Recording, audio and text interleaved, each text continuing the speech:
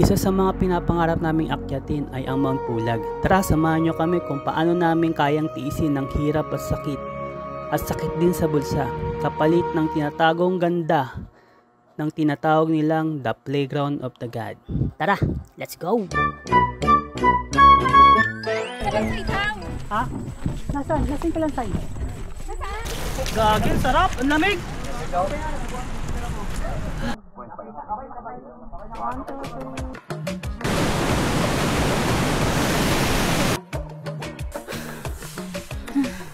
Amen. Nandito na kami sa Mount Pulag, sa jump off from QC to jump off. Umalis kami sa QC ng around 12:59 AM. Ay, ito nga yun. Ay, dito yun? Ay, wala tayong sticker. Sayang, bikin sa akin sticker eh. Oo nga eh, no? Kuya Kim, ano ngayon? Trivia ngayong araw.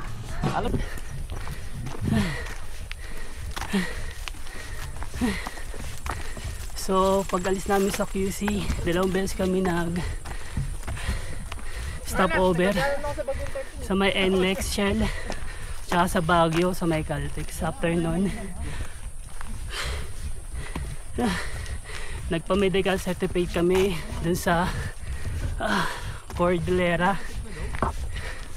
sa second floor. Nagpa-blood test kami. Ay, blood test ulit. BP, blood pressure. Para blood ako ba? Noon. parang iba yan.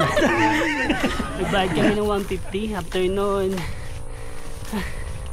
kumain kami. Honey rice, tapos yung iklog, 20, longganisa, 30 pala, 30 la 30, tapos honey rice pa.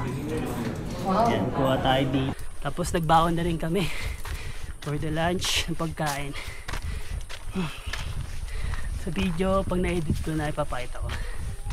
Tapos after ng med certificate, dumiretso kami sa DNR sa may Abangig.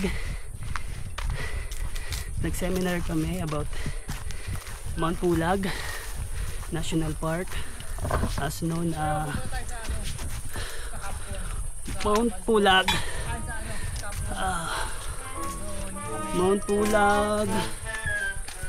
protected landscape. Yun na yung bagong tawag sa kanya dahil sa mga native na nakatira dito sa Mount Pulag. Medyo marami-rami na rin kasi natira dito. Hindi kagaya dati na tinatawag na natural nature park. So after ng seminar, tinuro sa amin yung dalawa, yung Abangig tsaka Akiki trails. Yung Abangig mas madali sa mga bigi. Kalabaw?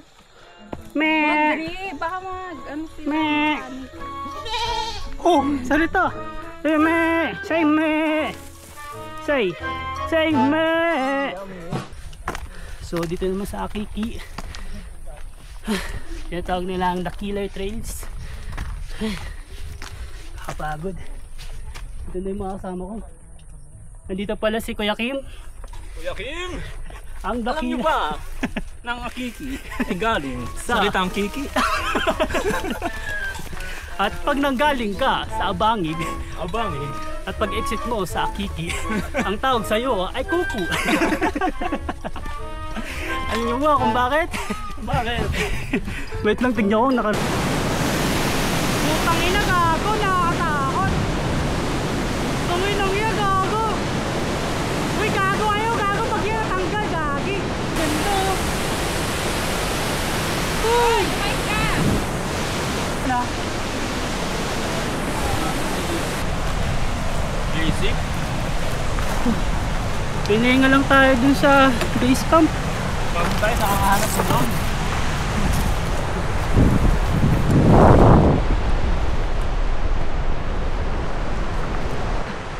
Pasigsag.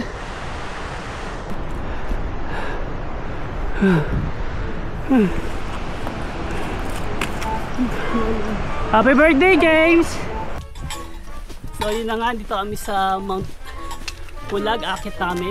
Sabi ni Kuya Tour Guide, papunta sa pagtutulugan namin sa campsite. Ang mga oras is 5 to 6. So ang oras ngayon is 12. So mga 7, around 6 to 7 kami makakarating dun sa campsite. Magluluto sila ng dinner, tinolang manok. Tapos magtatayo kami ng mga tent. So trivia tayo ngayon. Guys, anong trivia natin sa Mount? Ilang hectare ang buong Mount Pulag? Hectare ng buong Mount Pulag ay 11,000 603. 603. 3 dapat 3. Oo, 3. Pag 2 hindi. Ganong kalaki ang hectare ng Mount Pulag. Binubuo siya ng 3 city ba yun? 3 probinsya. Probinsya. Ano una? Benguet, Benguet, Nueva Ifugao, Vizcaya, tsaka Nueva Vizcaya. Oo, Nueva Vizcaya. Yung 3 yun na province binubuo siya. So ang laki niya, 'di ba? Tapos ang taas ng Mount Pulag, ilan yun? 2,926.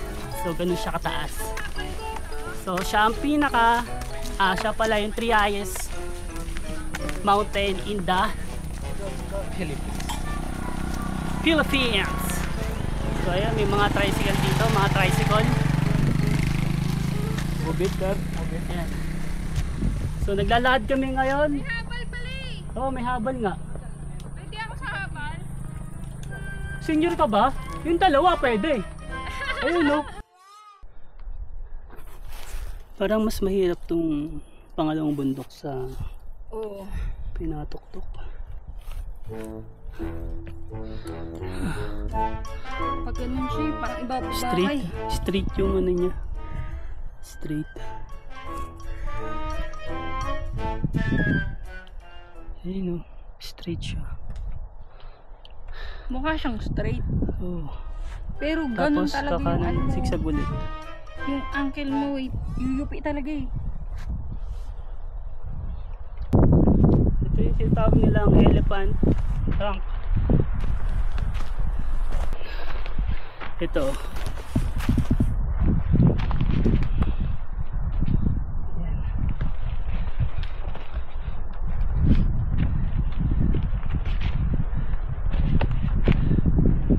Diba?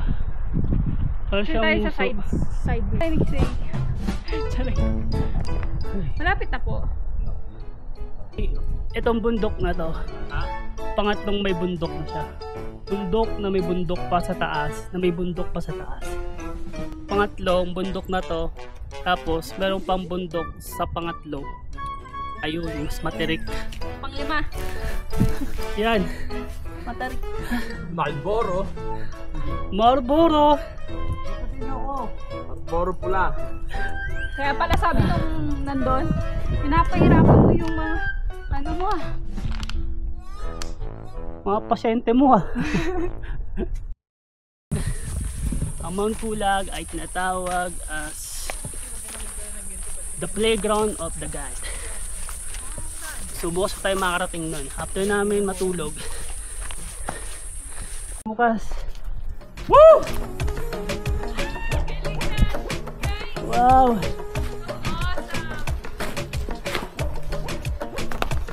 Parang tayo lang no?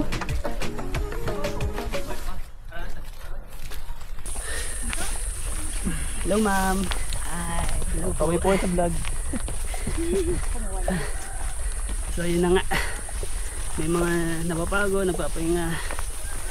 Kailangan talaga natin yan dito. Hindi kailangan mabilis dahil pag nabilis, sigurado yung tuhod. Wasak. Saka nakakapanginig. Ay nako. Grabe yung hinig. Nagmo-moist din siya. Ano yung yellow? Parang may yellow yung mga tip ng daliri natin. Kaya ito pa agad. Sobrang lamig. Ayos ko. Ha? Ayos ko yung gamit. Ang hindi pantay. Yung laman pero bigat. Mga tayong nasa Red Cross Rescue. Ready na kami for hiking again. 8 hours. Stay 4 hours. Papuntang summit. Tapos kami ng sopas. Ayan, sopas guys. Tapos magkakape kami. Ano to? Rice. Matila kahapon. Tapos may tasty kami. Okay na to. Ano, may mga ano to.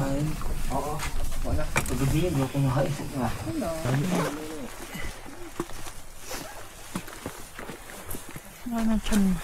Ilang taon na yan? Anong oras na, Dre? 1:35. Ayun. Papunta na kami sa summit. Oh, Dre. Dre, amen.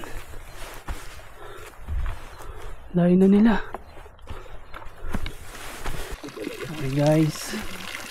Ito na yung last water resources. Sobrang lamig. Parang may yelo yung tubig.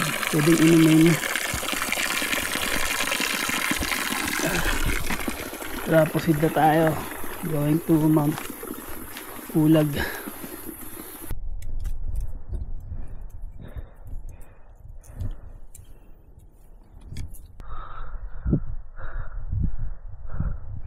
Saan yung pataas yan? Puro pataas. Dito sa kabila, bangin na to. Taas. Napakataas ng hangin.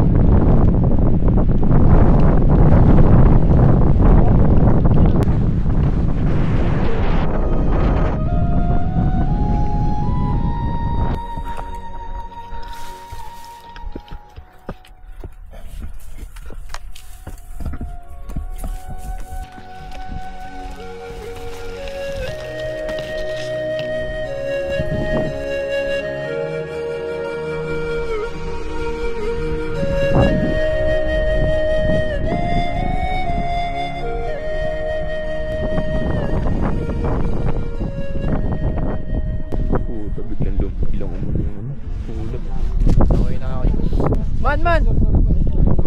Takbo man! Takbo man! Takbo! Naka-video ka! Trail runner!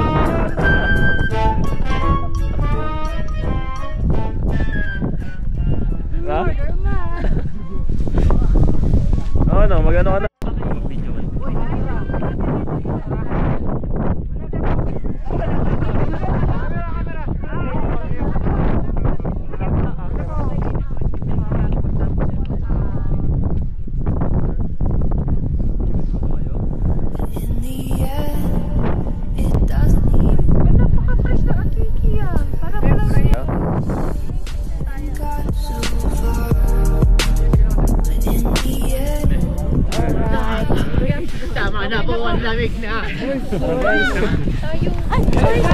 For Mosi Forest. Iconic. Picturan. Ay nako. So, ang pinaghigpit nila dito sa Mount Pulag about to sa seminar sa DNR sa may Agingig, Abangig, about sa safety guidance and safety tsaka doon sa protective ng kanilang Mount Pulag. Dahil dito sila kumukuha ng income, yung mga native na natira dito. Yung mga native na natira dito, ang sideline nila para kumita, nag-porter, nag-guide, tour guide, yan mga sample na ganyan. Saka maraming bagay sa Okay pa sa July. oo boy, Ano meron ba? ano to? Pati? Ano ba lumabas tayo? Tupa. Oh, putik. Sarap na ito. Inagong baboy. Uy, sisig. Saka ano, pritong isda. Laeng. Laeng ba yun? Sarap yun, no? Laeng? Tawag dito laeng? Laeng. Kagaya na yan, mga endemic yan. Ito. Endemic yan. So pag-ingatan natin sila. Anong scientific name ng endemic na yan? Endemic. Usually. Hindi. Alam ko lang kasi pandemic. Yan. Kaya yung mga endemic naming mga species. So pag-ingatan natin sila dahil mga senior na sila, kailangan natin silang i-mid lane. Mamaya tutulungan ko yung porter namin, baka napapagod na dun sa binubuhat niya. Puri po tayo mo! Alarma tuloy ako, hayop ang puta! Tama na po, ang lamig na. Hello Josh, kaya pa? Kailangan mo yata ng gamot ah.